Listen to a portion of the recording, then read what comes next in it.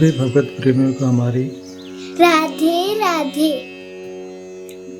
मानव जीवन का सर्वोत्कृष्ट फल सत्संग श्री भक्तमाल कथा के माध्यम से हमें मिलने जा रहा है।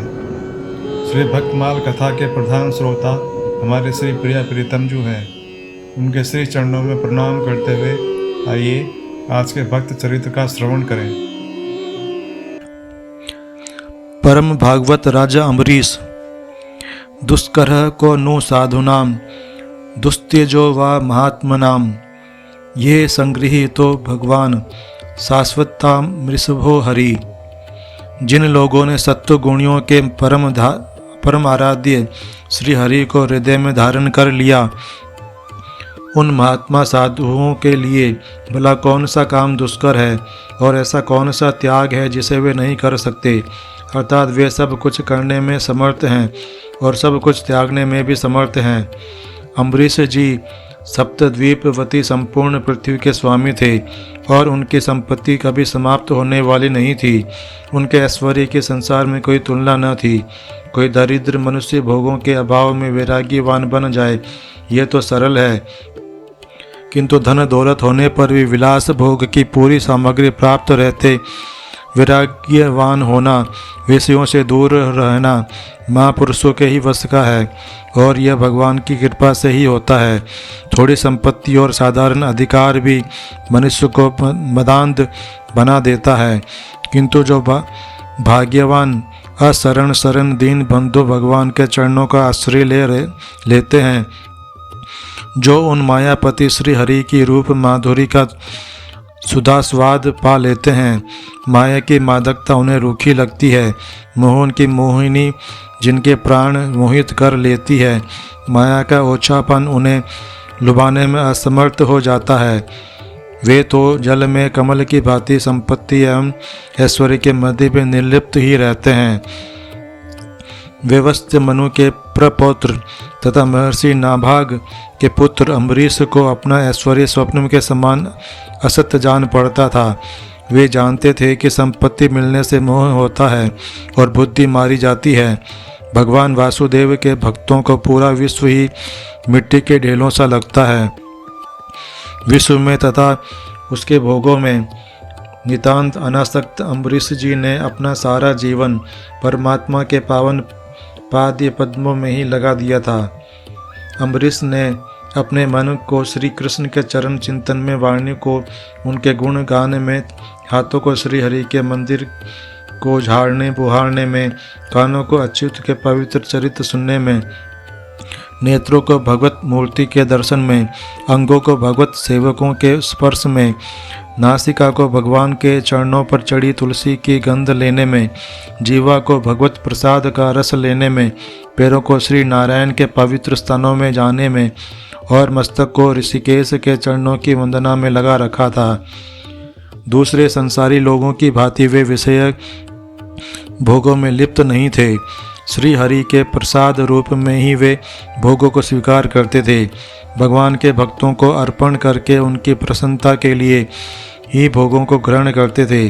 अपने समस्त कर्म यज्ञ पुरुष परमात्मा को अर्पण करके सब में वही एक प्रभु आत्मरूप से विराजमान है, ऐसा दृढ़ निश्चय रखकर भगवत भक्त ब्राह्मणों की बतलाई रीति से वे न्यायपूर्वक प्रजा पालन करते थे।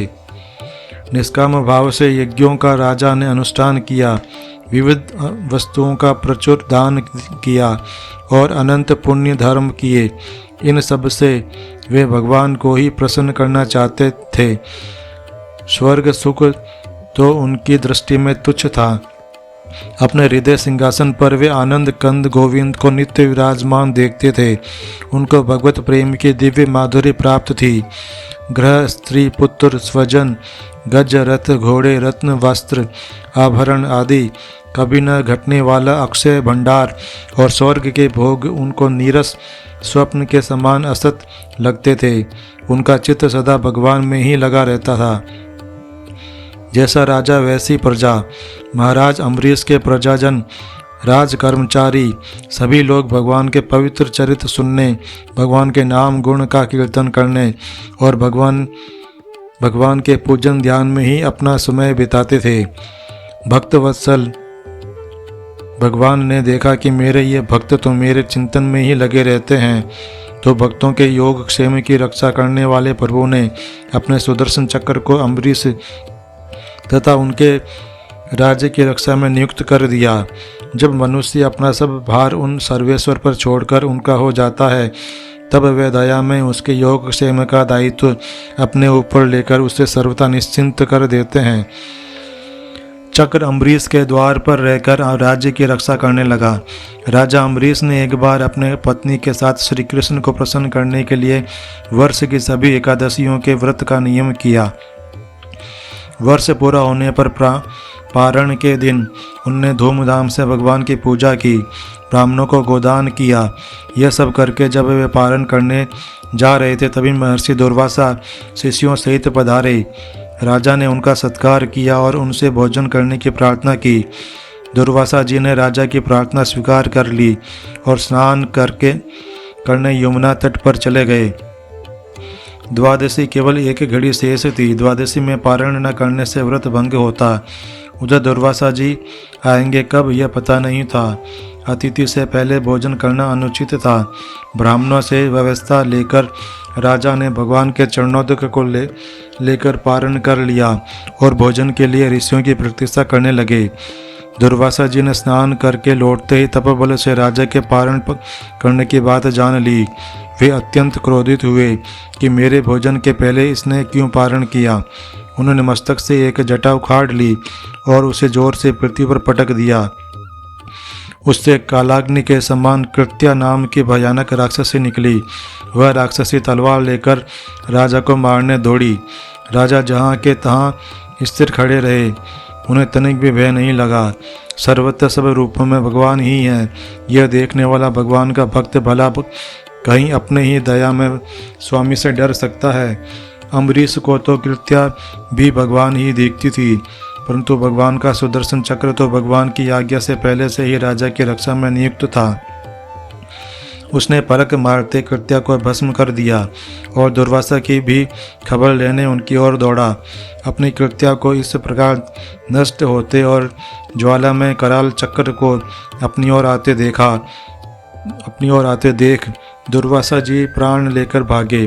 वे दसों दिशाओं में, पर्वतों की गुफाओं में, समुद्र में जहाँ जहाँ छिपने को गए, चक्र वहीं उनका पीछा करता गया। आकाश पाताल में सब कहीं वे गए।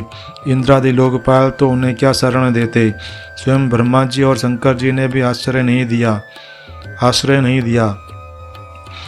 दया करके शिवजी ने उनको भगवान के ही पास भेज जाने को कहा। अंत में वे वैकुंठ गए और भगवान विष्णु के चरणों पर गिर पड़े। दुर्वासा ने कहा, प्रभु, आपका नाम लेने से की जीव नरक से भी छूट जाते हैं, अतः आप मेरी रक्षा करें। मैंने आपके प्रभाव को न जानकर आपके भक्त का अपराध किया, इसलिए आप मुझे क्षमा करें। भगवान अपनी छाती पर भृगु की लात तो सह सकते हैं, अपना अपराध वे कभी मन में ही नहीं लेते, पर भक्त का अपराध न वे क्षमा नहीं कर सकते। प्रभु ने कहा, महर्षि, मैं स्वतंत्र नहीं हूँ, मैं तो भक्तों के पराधीन हूँ। साधु भक्तों ने मेरे हृदय को जीत लिया है। साधुजन मेरे हृदय हैं और मैं उनका हृदय हूँ। मुझे छोड़कर वे और कुछ नहीं जानते और उनको छोड़कर मैं भी और कुछ नहीं जानता। साधु भक्तों को छोड़कर मैं अपने इस शरीर को भी नहीं चाहता और इन लक्ष्मी जी को, जिनकी एकमात्र गति मैं ही हूँ, उन्हें भी नहीं चाहता। जो भक्त स्त्री, पुत्र, घर परिवार, धन, प्राण, यह लोग परलोक सबको त्याग कर मेरी शरण आया है, भला मैं उसे कैसे छोड़ सकता हूँ। जैसे पतिव्रता स्त्री पति को अपनी सेवा से वश में कर लेती है, वैसे ही समदर्शी भक्तजन मुझ में चित्त लगाकर मुझे भी अपने वश में कर लेते हैं। नश्वर स्वर्ग आदि की तो चर्चा ही क्या, मेरे भक्त मेरी सेवा के आगे मुक्ति को भी स्वीकार नहीं करते। ऐसे भक्तों के मैं सर्वथा अधीन हूँ। अतएव ऋषिवर, आप उन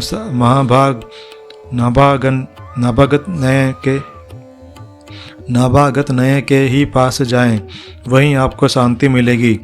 इधर राजा अम्बरीश बहुत ही चिंतित थे। उन्हें लगता था कि मेरे ही कारण दुर्वासा जी को मृत्यु भय से ग्रस्त होकर भूखे ही भागना पड़ा। ऐसी अवस्था में मेरे लिए भोजन करना कदापि उचित नहीं है। अतः वे केवल जल पीकर ऋषि के लौटने की पूरे 1 वर्ष तक प्रतीक्षा करते रहे। वर्ष भर के बाद दुर्वासा जी जैसे भागे थे वैसे ही भयभीत दौड़ते हुए आए और उन्होंने राजा का पैर पकड़ लिया। ब्राह्मण के द्वारा पैर पकड़े जाने से राजा को बड़ा संकोच हुआ। उन्होंने स्तुति करके सुदर्शन को शांत किया। महर्षि दुर्वासा मृत्यु के भय से छूटे। सुदर्शन का अत्युग्र ताप जो उन्हें जला रहा था शांत हुआ। अब प्रसन्न होकर वे कहने लगे, आज मैंने भगवान के दासों का महत्व देखा। राजन, मैंने तुम्हारा इतना अपराध किया था पर तुम मेरा कल्याण ही चाहते हो। जिन प्रभु का नाम लेने से ही जीव समस्त पापों से छूट जाता है, उन तीर्थपाद श्री हरि के भक्तों के लिए कुछ भी कार्य शेष नहीं रह जाता। राजन, तुम बड़े दयालु हो। मेरा अपराध न देखकर तुमने मेरी प्राण रक्षा की। अम्बरीश के मन में ऋषि के वाक्यों से कोई अभिमान नहीं आया। उन्होंने इसको भगवान की कृपा समझा। महर्षि के चरणों में प्रणाम करके बड़े आदर से राजा ने उन्हें भोजन कराया। उनके भोजन करके चले जाने पर 1 वर्ष पश्चात उन्होंने वह पवित्र अन्न प्रसाद रूप से लिया। बहुत काल तक परमात्मा में मन लगाकर प्रजा पालन करने के पश्चात अम्बरीश जी ने अपने पुत्र को राज्य सौंप दिया और भगवान वासुदेव में मन लगाकर वन में चले गए। वहाँ भजन तथा तप करते हुए उन्होंने भगवान को प्राप्त किया। आज के हमारे भक्त चरित्र का वर्णन इतना ही। कल हम एक नए भक्त चरित्र के साथ श्री प्रिया प्रीतम जी के समक्ष प्रस्तुत होंगे। आपको हमारी राधे राधे।